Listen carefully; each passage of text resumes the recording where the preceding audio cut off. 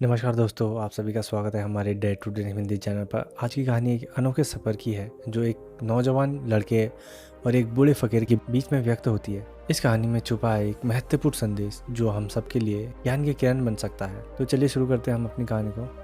एक 20 साल का लड़का जो एक सेठ के यहाँ पर नौकरी करता था। उसके माँ बाप इस दुनिया में नहीं थे। उसकी ज़िंदगी बड़ी परेशानियों में चल रही थी। वह रोज़ पैसे कमाने बाहर जाता और फिर घर आकर स्वयं ही खाना बनाता और खाना खाकर सो जाता। एक दिन उसने देखा कि एक बूढ़ा फकीर अपने पीठ पर 3 थैले लेकर एक शहर से दूसरे शहर के ओर जा रहा था। वह काफी बूढ़ा भी था और काफी देर से वह यूं ही सफर कर रहा था और आखिरकार कुछ दूर और सफर करने के बाद वो चलते चलते थक कर एक पेड़ के नीचे बैठ गया। तभी उनकी नज़र उस नौजवान युवक पर पड़ी जो उस रास्ते से जा रहा था और वह भी उसी दिशा में जा रहा था जिस दिशा में वह बूढ़ा फकीर जा रहा था। तभी वह लड़का उन बूढ़े फकीर के पास से होकर गुजरा। इस पर वह फकीर उस लड़के से कहते हैं, सुनो बेटा, क्या तुम मेरी थोड़ी सी मदद कर सकते हो? ये थैला मेरे लिए बहुत भारी है और मैं बूढ़ा हो चुका हूँ। मैं ज़्यादा समय तक इनका बोझ नहीं उठा सकता और मैं बहुत थक भी चुका हूँ। तो क्यों ना तुम मेरे एक थैले को ले लो और मुझे दूसरे गांव तक पहुँचा दो। इसके बदले में मैं तुम्हें 10 सोने के सिक्के दूंगा।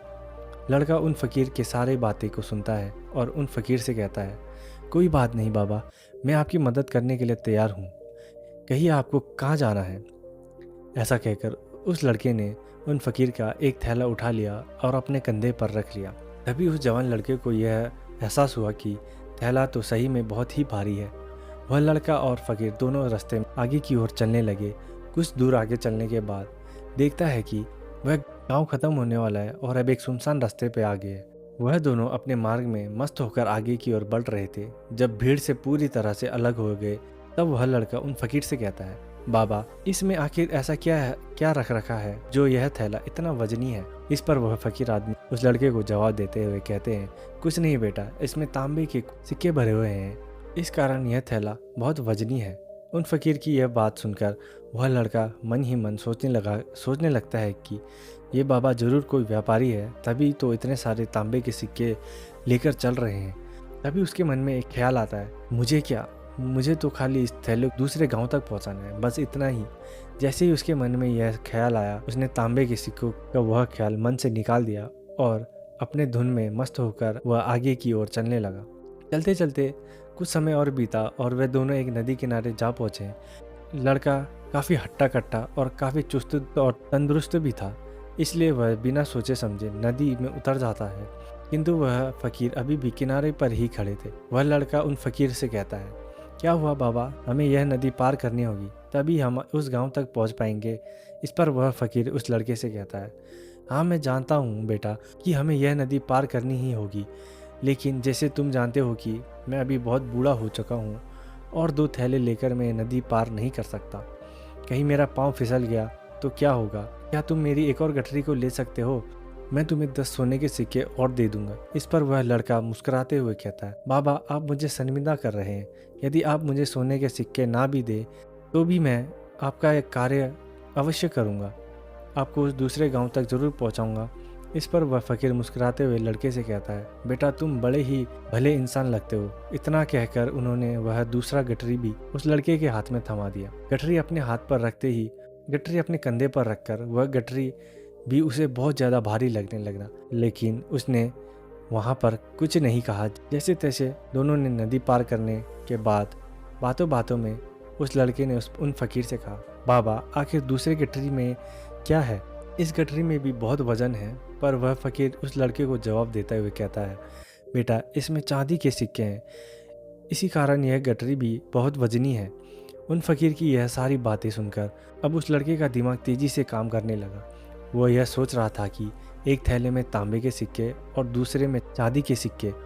ऐसा प्रतीत होता है कि मानो यह फकीर बाबा कहीं दूर से आ रहा है और उन्होंने अपना सारे जमीन जायदाद बेचकर ये सारे सिक्के इकट्ठे किए हैं, तभी वह इतना धन लेकर चल रहे हैं। लेकिन वह लड़का उन फकीर से कुछ नहीं कहता है और वे दोनों चुपचाप मार्ग में आगे की ओर बढ़ते चले जाते हैं। कुछ दूर आगे बढ़ने के बाद एक बार फिर सुनसान राह आता है। उस सुनसान रास्ते को देखते हुए उस लड़के के मन में तरह तरह के विचार उत्पन्न होने लगते हैं। वो यह सोचने लगता है कि यह सुनसान जगह है, अगर मैं यह सिक्का लेकर यहाँ से भाग जाऊं तो यह फ़कीर मुझे कब तक ढूंढेगा। लेकिन वह लड़का उन फ़कीर से कुछ नहीं कहता है और वे दोनों चुपचाप मार्ग में आगे की ओर बढ़ते चले जाते हैं। कुछ दूर आगे चलने के बाद एक बार फिर एक सुनसान रास्ता आता है। उस सुनसान रास्ते को देखते हुए उसके मन में तरह तरह के विचार उत्पन्न होने लगते हैं और वह सोचने लगा, अरे यह तो सुनसान जगह है, अगर मैं यह सिक्के लेकर यहाँ से भाग जाऊँ तो ये फ़कीर मुझे कब तक ढूंढेगा। मुझे नहीं लगता कि यह मुझे कभी पकड़ पाएगा और यहाँ पर कोई भी नहीं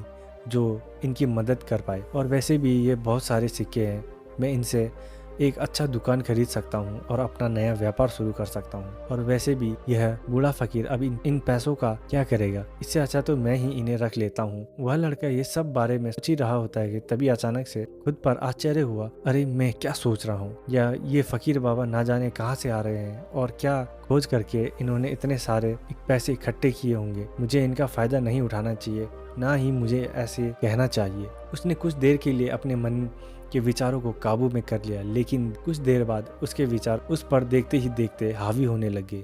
वह लड़का 2 थैले लेकर उन फ़कीर के पीछे पीछे चल रहा था और कुछ दूर आगे चलने के बाद एक पहाड़ी आई।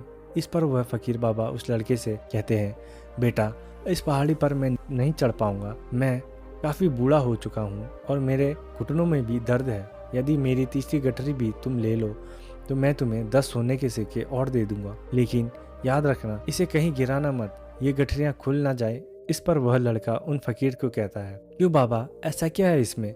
इस पर वह फ़कीर उस लड़के से कहते हैं, बेटा इसमें सोने के सिक्के हैं। यह सुनकर लड़का मन ही मन बहुत परेशान हुआ और चुपचाप वह गठरी उन फ़कीर से ले ली और देखते ही देखते वे दोनों मार्ग में आगे की ओर बढ़ने लगे। अब वह फ़कीर बिना कोई वजन लिए हुए आराम से पहाड़ पर चढ़ रहा था, किंतु नौजवान लड़का जो पीछे था वह वजन के कारण बहुत धीरे धीरे चढ़ रहा था। लेकिन जब से उसने सोने का नाम सुना था उसका मन छलांग मार रहा था, यहाँ से वहाँ सोच रहा था कि अगर यह सारा धन मिल जाए तो मेरा पूरा जीवन आराम से कट जाएगा।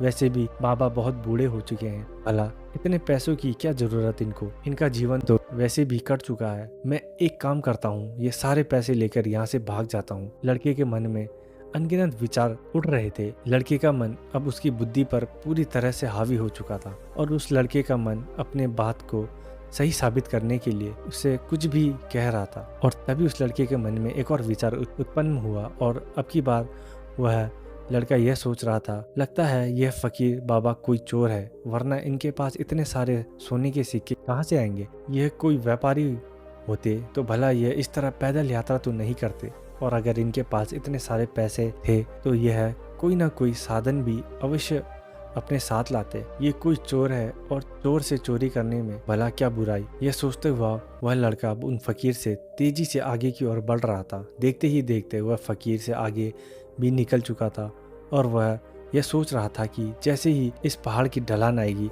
मैं तीनों गठरियाँ लेकर भाग जाऊंगा। इससे ये सारे पैसे मेरे हो जाएंगे और मेरी गरीबी भी हमेशा के लिए दूर हो जाएगी। मैं जो चाहूंगा वो कर पाऊंगा और मेरे पास बहुत सारा धन होगा। और देखते ही देखते वे दोनों पहाड़ी की चोटी पर पहुंच गए और अब ढलान का रास्ता शुरू होने वाला था। तभी वह लड़का उन फ़कीर से नजरें बचाकर वह तीनों गठरियाँ लेकर भागता हुआ आगे बढ़ गया। अब उसे अपना शरीर बहुत हल्का महसूस हो रहा था, मानो उसे उन तीनों थैलियों का वजन तक मालूम पड़ रहा हो। काफी दूर दौड़ते दौड़ते किसी तरह वह अपने आप को बचते बचाते अपने घर तक पहुंचा। उसकी खुशी का कोई ठिकाना नहीं था। उसने सोचा क्यों ना जल्दी जल्दी इन गठरियों में से सारे पैसे निकाल लूं। ऐसा सोचकर जब उसने गठरियां खोली तो पहली गठरी में उसे लोहे से जंग भरे सिक्के मिले, पर उसने फटाफट दूसरी गठरी भी खोल डाली। उसमें भी उसे लोहे के जंग लगे हुए सिक्के निकले। ये सब देखकर वह लड़का बड़ा हैरान था, आखिर यह सब क्या हो रहा है। उन फ़कीर ने मुझसे और कुछ ही कहा था। अब उसने सोने वाली गठरी को खोला और उसमें भी जंग लगे हुए लोहे के सिक्के मिले। ये देख वह लड़का बहुत ही क्रोधित हुआ। उसने सोचा फ़कीर ने मुझसे झूठ क्यों कहा, उन्होंने मुझे ऐसा क्यों कहा कि एक में तांबे के सिक्के, एक में चांदी के सिक्के और तीसरे में सोने के सिक्के। वह यह सब सोच ही रहा था कि तभी उसकी नज़र एक थैली में पड़ी एक पत्र पर पड़ी। उसने वह पत्र उठाया। उस पत्र में लिखा था, यह पूरा नाटक ईमानदार व्यक्ति की खोज करने के लिए रचा गया है और मैं इस राज्य का राजा हूँ। मेरी कोई संतान नहीं है और इसलिए मैंने यह षड्यंत्र रचा ताकि मैं अपने राज्य में किसी एक ईमानदार व्यक्ति की खोज कर सकूं, जो मेरे बाद इस राज्य का राजा बन सके और इस राज्य भार को संभाल सके। इतना पढ़ते ही वह लड़का जोर जोर से चिल्लाने लगा और वह सर पकड़कर बैठ गया। वह जानता था कि यदि वह अपने मन के विचारों को काबू कर लेता तो उसका जीवन संवर सकता था, लेकिन वह अपने मन के विचारों पर काबू नहीं कर पाया। दोस्तों, महात्मा बुद्ध कहते हैं कि मन ही सब कुछ है। आप जो सोचते हैं वही बनते हैं। इसलिए आपका सबसे बड़ा दुश्मन भी आपको उतना नुकसान नहीं पहुंचा सकता जितना कि आपके मन के यह अनियंत्रित विचार पहुंचा सकते हैं। महात्मा बुद्ध कहते हैं कि अपने भीतर ध्यान से देखो। हमारे भीतर जो विचार चल रहे हैं वे विचार शब्द बनते हैं और शब्द कर्म के रूप में प्रकट होते हैं। बार बार दोहराने पर कर्म का बर्ताव बदलता है और धीरे धीरे समय के साथ बर्ताव चरित्र में परिवर्तित होता जाता है और यह चरित्र हमारे भाग्य का निर्माण भी करता है। इसलिए हमें हमेशा अपने विचारों के प्रति सजग होना चाहिए। हमें यह जानना जरूरी है कि हमारे मन में किस प्रकार के विचार आ रहे हैं। आगे महात्मा बुद्ध कहते हैं, कमजोरी हमेशा छोटे विचारों से शुरू होती है। यह एक बीज के रूप में होती है और यदि यह इस बीज को नष्ट न किया जाए तो यह छोटा सा विचार बहुत जल्द ही एक विशाल वृक्ष का रूप ले लेता है और हमारे बुद्धि की सोचने और समझने की क्षमता को पूरी तरह से नष्ट कर देता है। जिस प्रकार आपने इस कहानी में देखा किस प्रकार उस जवान लड़के का मन उस पर हावी हो चुका था और उसकी सही और गलत सोचने की क्षमता पूरी तरह से नष्ट हो चुकी थी। उसी कारण यह समझ नहीं पाया कि उसे क्या करना चाहिए और उसके लालच ने उसके भीतर इतनी ऊर्जा भर दी कि वह तीनों थैले उठाकर इतने तेजी से वहां से भाग गया था। इसलिए जब भी आपके मन में पहली बार कोई गलत विचार उत्पन्न हो तभी उसे जड़ से उखाड़ देना चाहिए, अन्यथा वह एक विशाल वृक्ष का रूप ले लेगा और आपको किसी न किसी गलत राह पर वह धकेल देगा। आप चाहकर भी उसे रोक नहीं पाएंगे। लेकिन अब आपके मन में यह प्रश्न उठ रहा होगा कि लेकिन हम अपने मन के विचारों को कैसे नियंत्रित करें। हमारा मन तो वह इतना चंचल, वह इतना शक्तिशाली है कि वह हम पर हावी हो ही जाता है। हम चाहकर भी नियंत्रित नहीं कर पाते। इसके जवाब में महात्मा बुद्ध हमें दो बातें समझाते हैं। पहली बात है, सही इरादा विकसित करो। कई बार आपने देखा होगा कि आपके मन में कुछ और होता है किंतु आप कहते कुछ और है, क्योंकि आपके मन के भीतर जो कुछ भी बसा है वही आपके मुख से निकलता जा रहा है। जब हमसे वह गलती हो जाती है उसके बाद हमारा मस्तिष्क अच्छी तरह से काम करना शुरू कर देता है। हमारे सोचने और समझने की क्षमता एक बार फिर से जागृत हो जाती है। ऐसी अवस्था में हमें एहसास होता है कि हमसे गलती हो गई है और फिर हमारा मन दुखी हो जाता है। हमारा मन अफसोस से भर जाता है और इस भारीपन और दुख से बचने के लिए महात्मा बुद्ध हमें सही इरादे विकसित करने के लिए कहते हैं। इसके लिए आप जब भी कोई कार्य करने जा रहे हो सबसे पहले आपको यह खुद पूछना चाहिए कि जो कुछ भी मैं करने जा रहा हूँ इसके पीछे मेरा इरादा क्या है। मैं दूसरों को दुख पहुँचाना चाहता हूँ या दूसरों को नीचा दिखाने जा रहा हूँ या मुझे खुद को ऊपर उठाना। खुद से सवाल कीजिए, खुद को जागृत कीजिए। जब आप इरादों के प्रति सचेत होने लगेंगे, जब आप विचारों के प्रति सजग होने लगेंगे, तभी आपके भीतर सकारात्मक ऊर्जा का प्रवाह होगा। तभी आप सकारात्मक इरादों से जुड़ने लगेंगे और आपके मन के भीतर बसे हुए भयानक ऊर्जा और नकारात्मक ऊर्जा एक दिन कम होने लगेंगे। परंतु याद रखें, आपको यह हर रोज करना होगा और आपको यह हमेशा ध्यान रखना होगा कि आपको केवल अच्छा सोचना है। आपके इरादे हमेशा अच्छे होने चाहिए, तभी आप दुख और तकलीफ़ों से बच सकते हैं। अन्यथा आप इस तरीके से दुख और तकलीफ़ों में घिरे ही रहेंगे और आप कभी भी इससे निकल नहीं पाएंगे। दूसरी बात, मन के प्रति सजगता विकसित करो, जिससे आपका मन देखते ही देखते शांत होगा और आपके मन के भीतर बसे हुए वह नकारात्मक ऊर्जा, नकारात्मक विचार खत्म होने लगेंगे और आप शांति की ओर आगे बढ़ने और आपको इसके लिए बस इतना ही करना होगा कि इस पल में जो कुछ भी हो रहा है आपकी आंखों के सामने, आपके भीतर जो कुछ भी जैसा भी चल रहा है बस उसे देखते ही रहे। अपने मन के अच्छे बुरे विचार, अपने भावनाओं और अपने यादों पर बिना प्रतिक्रिया दिए उन्हें केवल देखते रहना है, जिससे आपका मन के सारे विचार देखते ही देखते खत्म होने लगेंगे। आपका मन खाली होने लगेगा और आप इन दुख और तकलीफ़ों से भी दूर रह सकते हैं। इसलिए महात्मा बुद्ध कहते हैं कि जो स्वयं को देखता है वही सबसे बड़ा तपस्वी है। जो अपने मन प्रति उन विचारों के बिना प्रतिक्रिया दिए हुए केवल देखता है और उन पर कोई भी प्रतिक्रिया नहीं करता, बस उन्हीं को देखता है और समझता है, वास्तव में वह मन पर नियंत्रित भी कर सकता है और वह भी अपना जीवन सुखी और खुशहाली तौर पर जी सकता है। इसलिए यदि आप भी अपने जीवन को सही और खुशहाल बनाना चाहते हैं तो आपको सबसे पहले अपने मन पर अपने नियंत्रण साधना ही होगा, खाली करना ही होगा। अपने मन के विचारों के प्रति आपको सजग होना ही होगा। एक छोटी सी लेकिन एक गहरी सीख के साथ अगर आपको ये वीडियो पसंद आई हो तो लाइक कमेंट करके ज़रूर बताएं और हमारे चैनल को सब्सक्राइब करना बिल्कुल भी ना भूलें। तो तब तक के लिए धन्यवाद और मिलते हैं जल्दी किसी अगले वीडियो में।